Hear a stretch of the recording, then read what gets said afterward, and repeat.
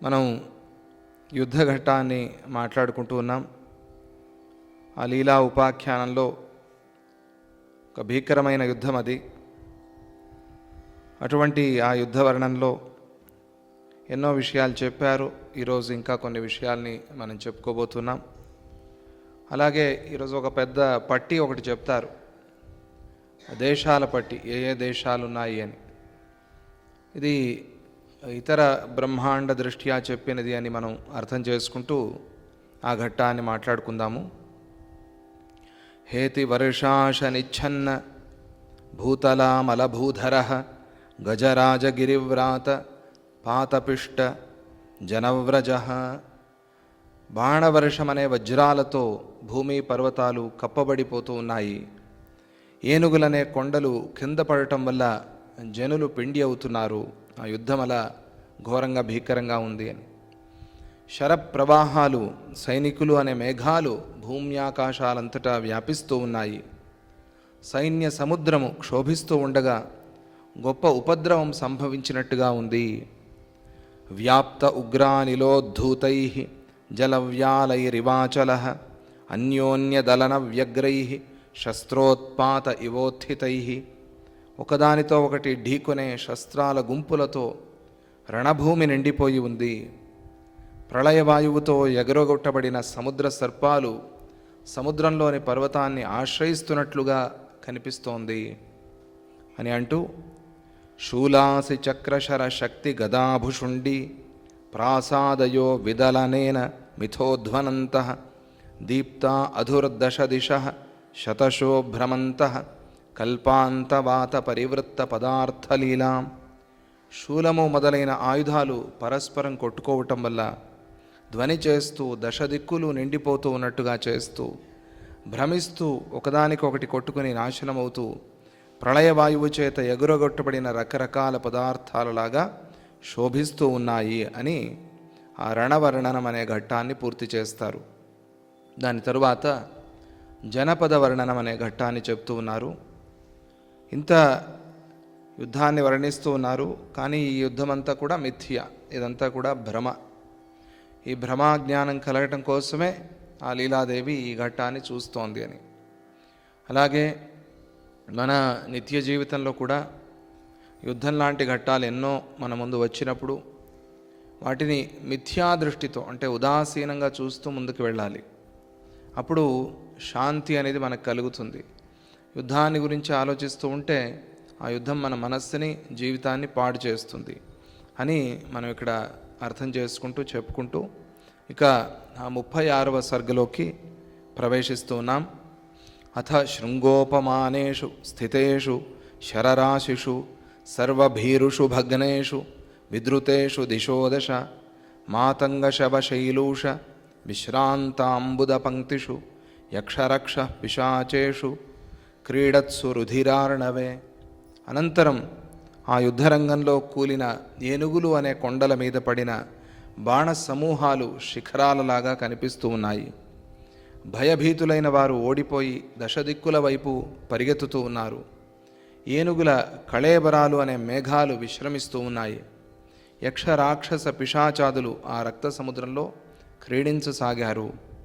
మహతాం ధర్మనిష్ఠానాం శీలౌజసత్వశాలినాం శుద్ధానాం కులపద్మానాం వీరాణామనివర్తినాం ద్వంద్వయుద్ధాని జాతాని మేఘానామివ గర్జతాం మిథో నిగరణోత్కాని మిలంత్యా పగపూరవత్.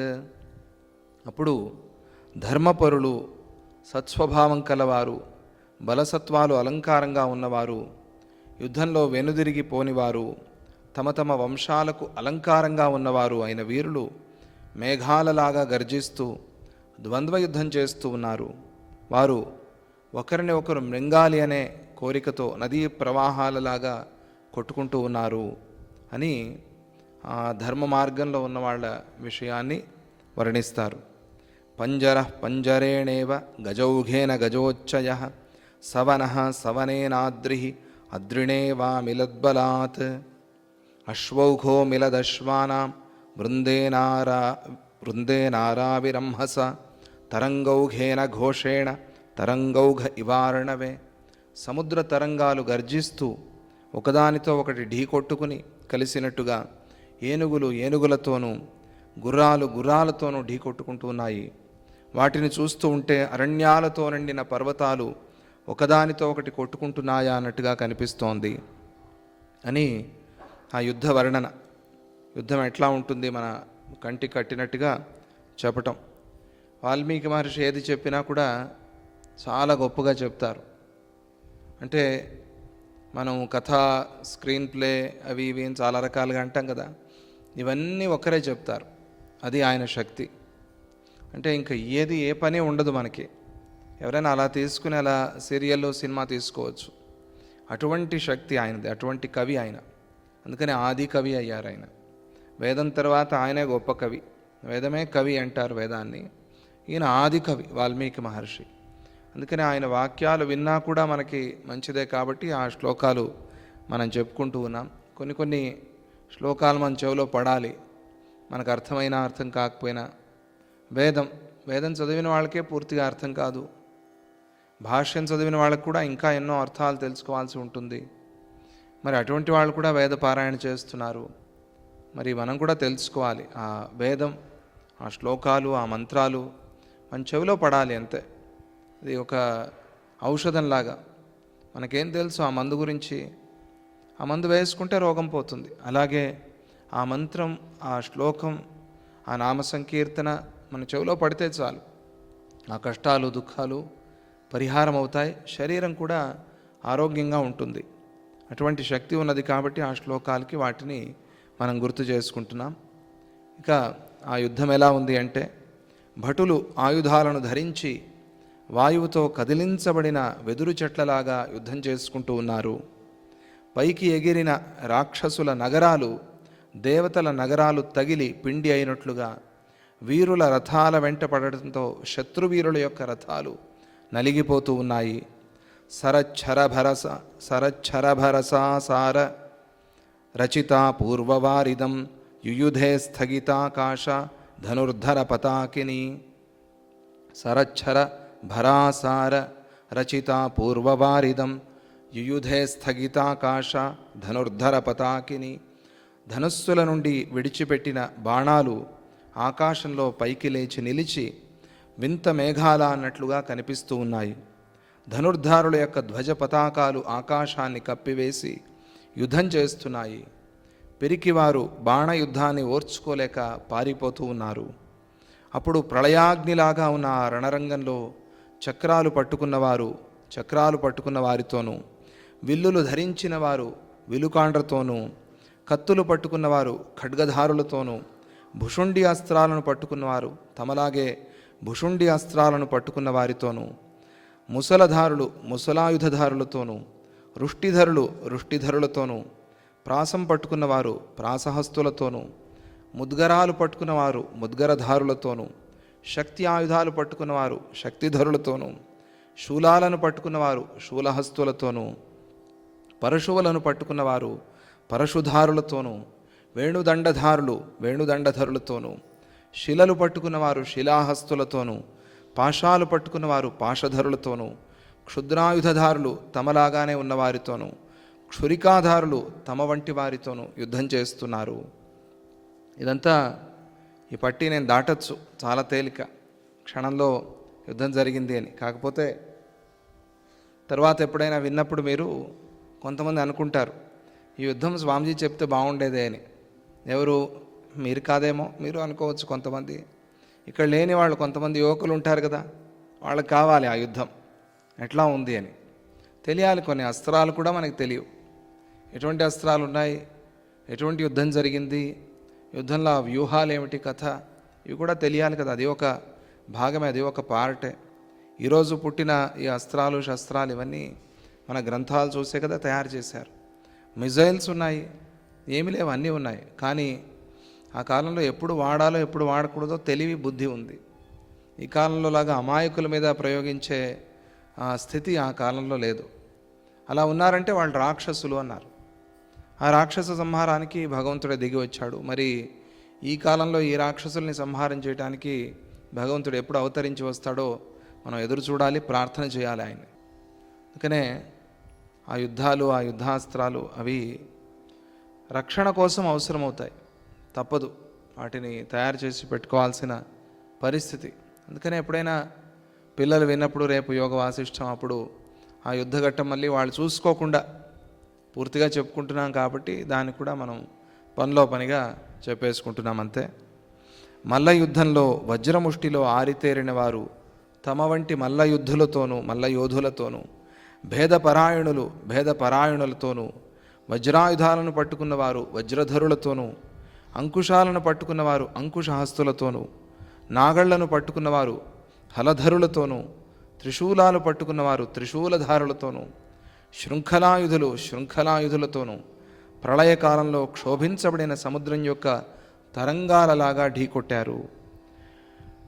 క్షుబ్ధ చక్ర దళావర్త శరసీకర మారుత ప్రభ్రమద్ధేతి మకరో వ్యోమైకార్ణవ ఆబభౌ ఉత్ఫుల్లాయుధ కల్లోల శిరాకుల జలేచర రోదోరంధ్ర సముద్రోసౌ బభూవామరదుస్తర. తిరిగే చక్రాలు అనే సుడిగుండాలతోనూ చిందరవందరగా వీస్తూ ఉన్న గాలులతోనూ కత్తులు అనే మొసళ్లతోనూ విడిచిపెట్టబడుతున్న బాణాలు అనే తరంగాలతోనూ నక్కలు అనే జలజంతువులతోనూ కూడి భూమ్యాకాశాల మధ్యదేశంతో సహా నిండిపోయిన ఆ రణసముద్రము దేవతలకు కూడా దాటరానిదిగా ఉంది అని అంటూ దివ్యాష్టక జనానీకం పక్షద్వయతయాతయ అర్ధేనార్ధేన కుపితం భూపాలాభ్యాం తథాస్థితం. అలలలాగా ఉన్న ఇరుపక్షాల వారు వరుసగా ఉండి కోపంతో నిలబడి ఉన్నారు. వారిపైన ఆకాశంలో యక్ష రాక్షస పిశాచ అసురగణాలు ఒక వరుసలోనూ దేవగంధర్వ కిన్నర విద్యాధర గణాలు మరి ఒక వరుసలోనూ నిలబడి భవిష్యత్తులో కలిగే జయ పరాజయాలను కోరుకుంటూ ఉన్నారు. అంటే ధర్మ మార్గంలో ఉన్న వాళ్ళకి జయం రావాలి అని దేవతలు కోరుకుంటున్నారు, అధర్మ మార్గంలో ఉన్న వాళ్ళకి జయం రావాలి అని రాక్షస వర్గం వాళ్ళు కోరుకుంటూ ఉన్నారు. ఇది రెండు భాగాలుగా విడిపోయి దివ్యాష్టకము అన్నారు. ఈ నలుగురు ఒక గుంపు, యక్ష రాక్షస పిశాచ అసుర, దేవ గంధర్వ కిన్నర విద్యాధర, వీళ్ళు నలుగురు ఒక గుంపు. వీళ్ళు 8 మంది నలుగురుగా విభాగంగా 2 గుంపులుగా ఉన్నారు. ఒక ప్రక్క సింధురాజు, మరో పక్క విదూరథుడు నిలబడి 2 పక్షాలుగా చీలి ఉండటం వల్ల ఆ ఇరు పక్షాలలోనూ విద్య, బుద్ధి, బలము, శౌర్యము, అస్త్రాలు, అశ్వాలు, రథాలు, ధనుస్సులు అనే ప్రసిద్ధమైన దివ్యాష్టకాలు గల సైనికులు కోపంగా నిలబడి ఉన్నారు. ఇది సైనికులకు ఉండాల్సిన దివ్యాష్టకము అని చెప్పారు. ఇదంతా కూడా రాజనీతి. తర్వాత చాణక్యుడు చెప్పిన విషయాలు ఉన్నాయి కదా, అర్థశాస్త్రము, రాజనీతి, అవన్నీ ఎక్కడి నుంచి తీసుకున్న విషయాలే. అంటే అవన్నీ వేదాల్లో కూడా ఉన్నాయి. తరువాతి వాళ్ళు దాని గ్రంథాల్లో చాలా విస్తారంగా రాశారు. దివ్యాష్టకం అంటారు దీన్ని. ఇది యుద్ధం చేసే వాళ్ళలో ఉండాలి అని చెప్తారు. విద్య, బుద్ధి, బలము, శౌర్యము, అస్త్రాలు, అశ్వాలు, రథాలు, ధనుస్సులు, ఇవి 8. వీటిని దివ్యాష్టకం అని పిలుస్తారు. ఇది లేకుండా యుద్ధం చేయకూడదు అని. ఇది ఉన్నవాడే సైనికుడు, అటువంటి వాడినే వీరుడు అని పిలుస్తారు. ఇవి 8 ఉన్న ఆ వీరులు అక్కడ గుంపులుగా నిలబడి యుద్ధం చేస్తూ ఉన్నారు. మధ్య దేశాది సంఖ్యానే ప్రాగ్దిగ్భ్యోభ్యాగతాని మాన్ లీలానాథస్య పద్మస్య పక్షే జనపదాంశృణు. ఇక వశిష్ఠ మహర్షి విజృంభించి చెప్తారు. ఆయన రామాయణంలో కూడా ఆయన వంశాన్ని వర్ణించారు. వంశాన్ని వర్ణిస్తున్న సందర్భంలో ఎవరి వంశాన్ని చెప్పారు? ఆయన శ్రీరాములు వారి వంశాన్ని చెప్పారు. అక్కడ ఆ సందర్భంలో సూర్యుడి నుంచి ప్రారంభిస్తారు. అంటే అసలైతే పరబ్రహ్మ, తర్వాత నారాయణ, చతుర్ముఖ బ్రహ్మ, తర్వాత సూర్యుడు. ఇది సూర్యవంశం కదా. ఆ సూర్యుడి నుంచి వర్ణించి ఏ రాజులు వచ్చారు, ఎవరెవరు గురువులుగా ఉన్నారు, ఇవన్నీ వర్ణించి చాలా పెద్ద పట్టి ఒకటి చెప్పారు అక్కడ. అలాగే ఇక్కడ కూడా ఏ దేశాలు ఉన్నాయి, ఆ దేశాల పేర్లు, ఇన్ని దేశాలు ఉన్నాయా అని మనకు అనిపిస్తుంది. అప్పట్లో ఒక్కొక్క ప్రాంతాన్ని దేశంగా పిలిచేవాళ్ళు అని. ఇప్పుడు కర్ణాటక ఇది ఒక దేశం, ఆంధ్ర అది ఒక దేశం. అది మాత్రమే కాక భూమండలంలో ఏ ఏ దిక్కుల్లో ఏ ఏ దేశాలు ఉన్నాయి, వాటి పేర్లన్నీ చెప్తారు. ఇది మార్కండేయ పురాణంలో కూడా ఉంది ఈ పట్టి. మార్కండేయ పురాణం అనేది చాలా అద్భుతమైన గ్రంథం, అందరూ చదవాలి. అందులో లేని విషయం లేదు. పైగా విశేషంగా మన దత్తభక్తులకి దత్తాత్రేయ చరిత్ర చాలా బ్రహ్మాండంగా ఉంది మార్కండేయ పురాణంలో. మదాలస ఉపాఖ్యానం, అలర్కోపాఖ్యానం, దత్తాత్రేయ స్వామి చరిత్ర, హైహయ వంశులకి సంబంధించిన కథ, కార్తవీర్యార్జున ఉపాఖ్యానం, ఇవన్నీ కూడా అక్కడ రావటమే కాక సూర్యతత్వాన్ని విశేషంగా చెప్పారు మార్కండేయ పురాణంలో. ఆరోగ్యం బాగుండాలి అనేవాళ్ళు మార్కండేయ పురాణం పారాయణ చేయాలి. మూలం చదవలేకపోతే మీరు దాని అర్థమైనా చదువుకోండి, చాలా మంచిది అది. మార్కండేయ పురాణం అనేది దుర్గా సప్తశతి కూడా మార్కండేయ పురాణంలోనే ఉంది. చండీ సప్తశతి అంటారు కదా, అది కూడా మార్కండేయ పురాణంలోనే ఉంది. ఆ మార్కండేయ పురాణం ప్రారంభమైంది పక్షులతో ప్రారంభమైంది, పక్షులు చెప్పిన కథతో ప్రారంభమైంది. అది ఒక విశేషం. మనకి శుకవనం సద్గురు స్వామీజీ చాలా ఇష్టం పక్షులు అంటే స్వామీజీకి. ఆ పక్షులతో ప్రారంభమైన పురాణం, అద్భుతమైన కథ అది. అంటే మార్కండేయుడు ఒక్కడే ఉన్నాడు ప్రళయకాలంలో, ఎవరు లేరు. అప్పుడు ఆ బాలముకుందుని దర్శనం చేసుకున్నాడు ఆయన ఈదుకుంటూ పోయి. చాలా అతి కష్టం మీద ఆయన చెప్పారు, ఫలానా చోట ఆ బాలముకుందుడు ఉన్నాడు, వెళ్ళి ఆయన దర్శనం చేసుకొని. అతి కష్టం మీద సాధన చేసి పోయి ఆయన దర్శనం చేసుకున్నాడు. అప్పుడు ఆయనకి ఉపదేశం ఈ మార్కండేయ పురాణం. ఆ మార్కండేయ మహర్షి మనకు చెప్పాడు. అందుకనే మార్కండేయ పురాణం అయింది. అది ఆయుస్సుని పెంచేది. అది ఎవరైనా ఇంట్లో చాలా తీవ్రంగా ఆరోగ్యం బాగలేదు అని ఉంటే అటువంటి ఆ పిల్లల కోసం బాలారిష్టాలు పోవటం కోసం మార్కండేయ పురాణం పారాయణ చేయిస్తారు. అది చదివిన వాళ్ళకి తెలుస్తుంది దాని కథ, దాని శక్తి, దానిలో ఉన్న ఆ ఒక విశేషమైన బలము, అది చదివిన వాళ్ళకి తెలుస్తుంది. చాలా మంచిది, చదవండి మార్కండేయ పురాణం, చాలా బాగుంటుంది. ఎప్పుడైనా విశేషాల్లో, ఇప్పుడు స్వామిజీ బర్త్డేకి వచ్చారు, మధ్యాహ్నం పూట రాత్రి పూట ఖాళీగా ఉంటారు కదా, అప్పుడు ఆ సమయంలో కొద్దిగా పారాయణ చేసుకోండి. నవరాత్రిలో వచ్చారు, నవరాత్రిలో పారాయణ చేసుకోండి, పూజ చూస్తూ అలాగే ఆ మార్కండేయ పురాణంలో కొద్ది కొద్ది భాగాన్ని పారాయణ చేస్తూరండి. చాలా మంచి గ్రంథం అది. అన్ని పురాణాలు అంతే, గరుడ పురాణం కూడా అంతే.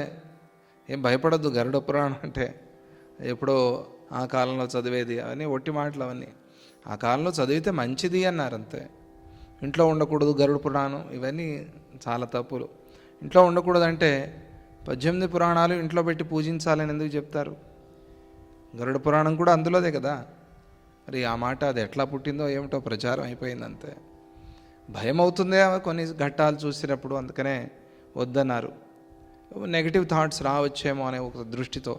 కానీ చదవాల్సిన విధానంలో చదివితే, చెప్పే విధానంలో చెప్తే పిల్లలకి మనం నెగిటివ్ థాట్స్ ఏమి రావు. నరకాలనే వర్ణిస్తారు, ఆ నరకాలు వినటానికి కొంచెం ఘోరంగా ఉంటాయి. ఏ పాపం చేస్తే ఏ నరకం వస్తుంది అని. మంచిదే కదా ఆ భయం మనలో ఉండటం, పాపభీతి అనేది, ధర్మభీతి అనేది మనలో ఉండటం మంచిదే. అందుకనే పోనీ ఇంట్లో ఉంటుంది, తీసుకెళ్ళి దేవాలయంలో కూర్చుని ఆశ్రమంలో కూర్చుని చదివితే సరిపోతుంది అంతే. పుస్తకమే ఉండకూడదు అనటం తప్పు, చాలా దోషం. అలా అనుకోవద్దు ఎప్పటికీ. వాటిలో మార్కండేయ పురాణం చాలా శ్రేష్టమైంది, చాలా మంచి గ్రంథం, నాకు చాలా ఇష్టమైంది. ఒక చాతుర్మాస్యంలో పూర్తిగా అదే చెప్పుకున్నాం మనం. మార్కండేయ పురాణం చాలా మంచి గ్రంథం. అది ఆ సాహిత్యం కానీ, ఆ విషయాలు కానీ, ఆ చెప్పే తీరు కానీ చాలా బాగుంటుంది. పిల్లల్ని కూర్చోబెట్టి ఉపదేశం చేసినట్టుగా చెప్తారు. సద్గురు వాక్యాలు ఎట్లా మృదు మధురంగా ఉంటాయో, తీయతీగా ఉంటాయో అట్లా ఉంటాయి మార్కండేయంలో. మంచి గ్రంథం అది. అక్కడ ఒక విధానాన్ని చెప్పారు ఈ దేశ వర్ణంలో, ఇక్కడ వేరేగా చెప్తారు. ఇది బ్రహ్మాండమే వేరే అన్నారు కదా, కాబట్టి ఇబ్బంది లేదు.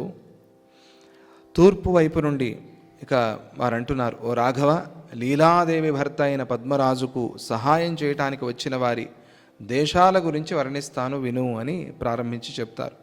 తూర్పు వైపు నుండి ఇదంతా ఒక పట్టి, దేశాల పేర్లు ఇంకా వరుసగా: కోసల, కాశీ, మగధ, మిథిల, ఉత్కళ, మేఖల, కర్కర, మద్ర, ముఖ్య, హిమ, రుద్రముఖ్య, తామ్రలిప్త, ప్రాగ్జ్యోతిష, వాజముఖ, అంబష్ఠ, నిషాద, వర్ణకోష్ఠ, విశ్వోత్ర, ఆమమీనాశన, వ్యాఘ్రవక్త్ర, కిరాత, సౌవీర, ఏకపాదాది దేశాల నుండి మరియు మాల్యవంత, శిబి, అంజన, వృషలధ్వజ, పద్మ, ఉదయ, అస్తాచలాలు అనే 7 పర్వతాల నుండి వీరులైన రాజులు వచ్చారు. ఇది ఈ పట్టి మార్కండేయంలో వేరేగా ఉంది, అది మనం అర్థం చేసుకోవాలి. కాకపోతే ఇది బ్రహ్మాండమే వేరే అన్నారు కాబట్టి ఇబ్బంది లేదు. తూర్పు దక్షిణ దిక్కులలోని మధ్య భాగం నుండి వింధ్య, చేది, వత్స, దశార్ణవ, అంగ, వంగ, ఉపసంగ, కళింగ, పుండ్రక, జఠర, విదర్భ, మేఖల, శబరానన, శబరవర్ణ, కర్ణ, త్రిపురపురక, కంటకస్థల, పృథగ్ద్వీప, కోమల, కర్ణాంధ్ర, చౌలిక, చర్మణ్వత, కాకక, హేమకుడ్య, కిష్కింధ, నాలికేరాది దేశాల నుండి వీరులు వచ్చారు. దక్షిణ దిక్కువైపు నుండి వింధ్య, కుసుమాపీడ, మహేంద్ర, దర్దుర, మలయ, సూర్యవంత పర్వతాలు అనే 6 పర్వతాలపై నివసిస్తున్నవారు అవంతి, సాంబవతి, దశపూరి, రథచక్ర, రేషిక, ఆతుర, కచ్చప, వనవాసోపగిరి, భద్రగిరి, నాగర, దండక, గణరాష్ట్ర, నృరాష్ట్ర, సాహ, శైవ, ఋష్యమూక, కర్కోట, వనబింబల, పంప, కైరక, కర్క, స్వైరిక, యాసిక, ఇవన్నీ గుర్తు ఆయనకి, ఈ పేర్లన్నీ కూడా. ఏం చెప్పండి, క్యాపిటల్స్ అంటే అమ్మో అంటాం మనం. ఇవన్నీ చెప్పారు చూడండి ఆయన. ఈ పట్టి చదవటమే కష్టంగా ఉంటే ఆయన ఎట్లా చెప్పారో అనిపిస్తుంది. యాసిక, ధర్మపత్తన, పంజిక, కాశిక, తృష్ణఖల్లూల, యాద, తామ్రపర్ణక, గోనర్ద, కనక, దీనపత్తన, తామ్రక, దంభర, కీర్ణ, సహకార, ఏణక, వైతుండక, తుంబవన, లాజిన, ద్వీపకర్ణిక, కణికాభ, శిబి, కేంకణ, చిత్రకోటక, కర్ణాట రాజ్యం వచ్చిందండి, ఆంధ్ర కూడా వచ్చింది అనుకోండి. మంటవటక, మహాకటకిట, ఆంధ్ర, కోలగిరి, అచలాంతక, విశేషిక, దేవనక, క్రౌంచవాహ, శిల, క్షారోద, భోనంద, మర్దల, చిత్రకూట, లంక మొదలైన 63 దేశాల నుండి యుద్ధం చేయడానికి వచ్చారు. మన సంతోషం ఏంటంటే కర్ణాటక, ఆంధ్ర నుంచి విదూరథుడికి సహాయం చేయడానికి వెళ్ళారు. విదూరథుడు ధర్మ మార్గంలో ఉన్నాడు కాబట్టి మనకి సంతోషం. ధర్మయుద్ధమే చేశారు మన వాళ్ళు కూడా అని. కర్ణాటక, ఆంధ్ర, తెలంగాణ అనే పేరు లేదు అప్పటికి, దాన్ని వేరే పేరుతో పిలిచారు. అంటే ఉంది, రాష్ట్రం ఉంది, అప్పటికి ఇంకా పేరు పుట్ల. ఆంధ్ర భాష అనేవాళ్ళు అప్పటికి, అందుకని తెలుగు భాష అనేది తర్వాత పుట్టింది. తెలుగు అనేది త్రిలింగా నుంచి పుట్టింది. త్రిలింగ దేశం అనే పేరు ఉంది. మన తెలంగాణని త్రిలింగ అని పిలవచ్చు మనం. ఇక్కడ 3 ముఖ్యమైన దేవస్థానాలు ఉన్నాయి. శివుడికి సంబంధించిన త్రిలింగ క్షేత్రం అది. ఒకటి రాజేశ్వరం అని చెప్తారు, ఒకటి కాళేశ్వరం అని చెప్తారు, ఇంకొకటి ఏదో పేరు ఉంది నాకు గుర్తు రావటం లేదు. తెలంగాణలో అయితే 3, దాంతో త్రిలింగ దేశం అని పేరు వచ్చింది. అసలైతే మనకి శ్రీకాళహస్తి, శ్రీశైలము, కాళేశ్వరం, ఈ 3 కలిపి త్రిలింగాలు అనే ఒక పద్ధతి ఉంది. అంటే మొత్తం తెలంగాణ, ఆంధ్ర కలిపి త్రిలింగ దేశం. ఈ త్రిలింగ భాష మాట్లాడతారు అని ఇక్కడ వీళ్ళు త్రిలింగ భాష మాట్లాడతారు కాబట్టి అది త్రిలింగ కాస్త పలకటం కష్టమైందేమో, తర్వాత తెలంగా అయిపోయింది. వీళ్ళు అందుకని ఈ రోజుకి తెలుగు అంటారు. ఎవరు? తమిళనాడు వాళ్ళు తెలుగు అని మనం అంటాము, వాళ్ళు తెలుగు అంటారు, తెలుగు బేసరా అంటారు. అంటే అది త్రిలింగ పదాన్ని వాళ్ళు ఇంకా అట్లా గుర్తుపెట్టుకున్నారు. అది తర్వాత తెలంగాణ అయిపోయింది. ఇట్లా అంటే అంటే ఏంటి? కాపాడటం అని. ఈ త్రిలింగ భాషని కాపాడేవాళ్ళు అని, తెలంగాణ వాళ్ళు తెలుగుని కాపాడేవాళ్ళు అని. ఈ రోజుకి కూడా అదే పని చేస్తున్నారు వాళ్ళు. ఆంధ్ర వాళ్ళకన్నా స్వచ్ఛమైన తెలుగే మాట్లాడతారు వాళ్ళు. ఆంధ్ర వాళ్ళు ఎక్కువ ఇంగ్లీష్ పదాలు, అదేమిటో తెలియదు, ఈ కాలంలో మారిపోయింది అట్లా. ఇంగ్లీష్ పదాలకు వచ్చేసారు మన వాళ్ళు. తెలుగు పదాలనే మర్చిపోతున్నారు పిల్లలు. తెలియదు వీళ్ళకి, ఏం తెలియదు. అంటే లేడీస్ వస్తున్నారంటారు. ఏంటిది లేడీస్ వస్తున్నారు? మహిళలు వస్తున్నారు, స్త్రీలు వస్తున్నారు, ఏదో ఒక భయంకరంగా చూస్తారు, అర్థం కాని పదంలాగా. భాష అభిమానం లేదు, మాతృభాష అనేది లేదు, పోయింది. అందుకని వాళ్ళు నిజంగా కాపాడుతున్నారు. కొన్ని ప్రాంతాల్లోకి మనం వెళ్తే పోతన భాగవతం అక్కడ పుట్టిందంటే ఆశ్చర్యం. మంచి సెంటర్ ఆఫ్ హార్ట్ ఆఫ్ తెలంగాణలో పుట్టింది పోతన భాగవతం. అక్కడికి వెళ్ళాం, పోతన గారి ఊరికి వెళ్ళాం, చాలా బాగుంది అది. అంటే ఆ కాలంలో తెలుగు అనేది ఎంత బాగా ఉండేది. తర్వాత పోయింది. కాపాడుకోవాలి, పిల్లలకి నేర్పించాలి. ఇక్కడ కర్ణాటక, ఆంధ్ర ఇద్దరు ధర్మయుద్ధానికి వెళ్ళారు, అంతవరకు సంతోషం, మనకి ఆనందము, మంచిదే, మంచి పని చేశారు. అలా వాళ్ళు వెళ్ళారు అని అంటూ, ఇంకా పశ్చిమ దిక్కులో ఇంకా ఉందండి, కాలేదు, ఇది చాలా పెద్ద పట్టి ఇది. ఇంకా దిక్కులు ఒకే దిక్కు అయింది, ఇంకా 4 దిక్కులు ఉన్నాయి కదా, అవన్నీ కూడా చెప్తారు. పశ్చిమ దిక్కులో మణివంత, కురాపూర్ణ, వనోకహ, మేఘభవ, చక్రవాళ మొదలైన 9 పర్వతాలలో ఉండేవారు. పర్వతాల పేర్లు ఇవి. పర్వతాలు, నదులు, సముద్రాలు చాలా ముఖ్యం అని వాటిని ఎక్కడైనా వర్ణిస్తూ ఉంటారు. ఇది సంకల్పంలో గుర్తు చేసుకునే మాటలు ఇవన్నీ కూడా.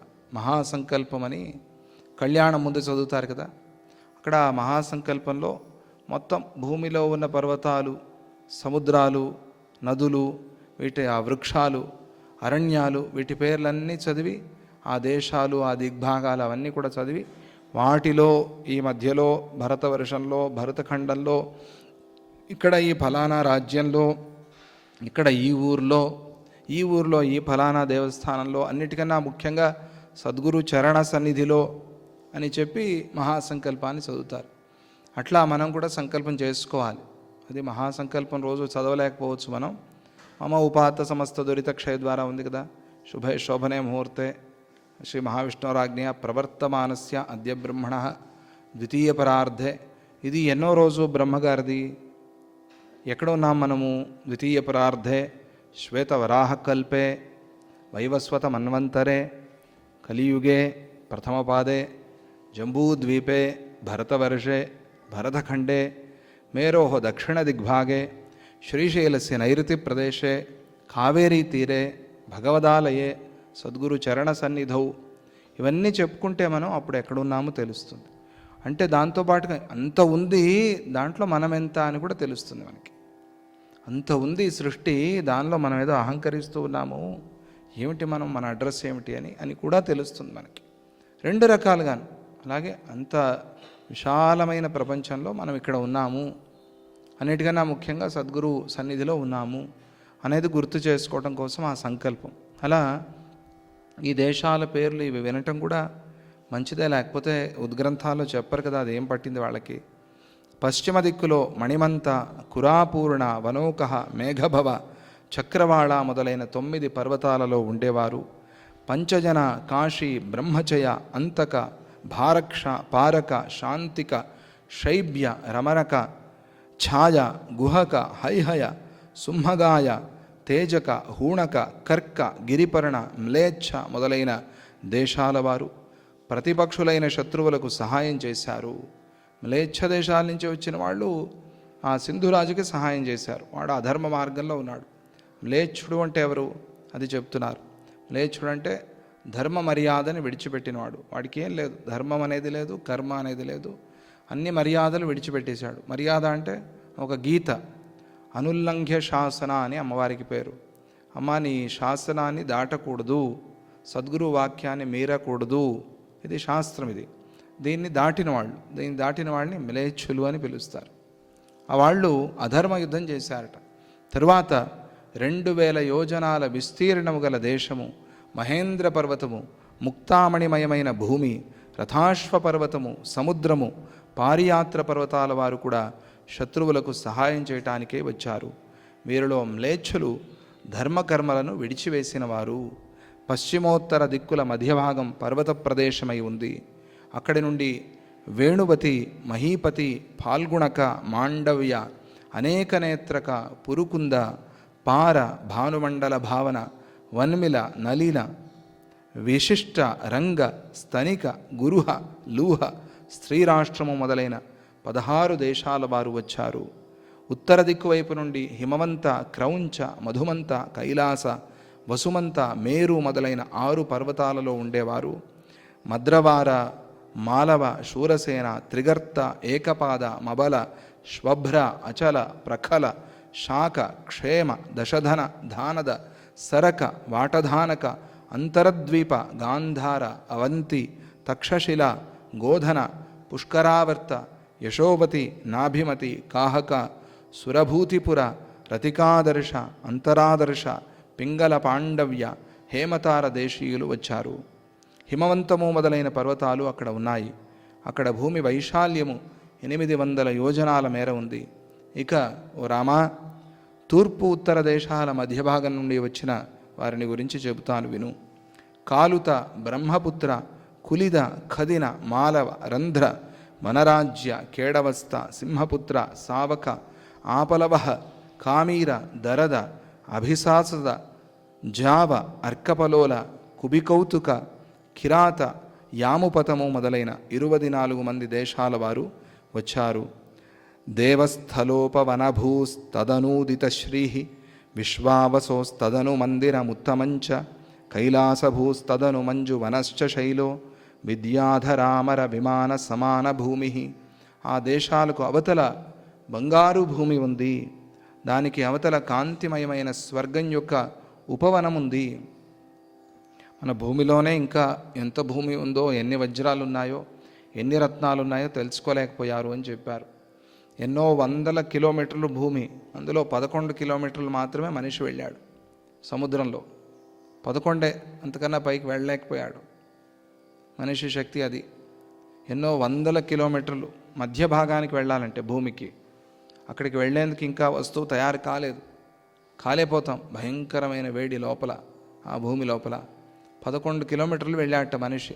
అంతేనా? ఓఎన్జీసీ వాళ్ళు చెప్పాలి. 11 కిలోమీటర్లు వెళ్ళాట మనిషి. అదే విశేషం. భూమి అంటే అట్లా ఉంది. అక్కడ ఎంత ఉందో ఆస్తి, ఎంత ఉందో ఆ సంపద చెప్పలేరు. దానికి ఆవల కాంతిమయమైన స్వర్గం యొక్క ఉపవనం ఉంది.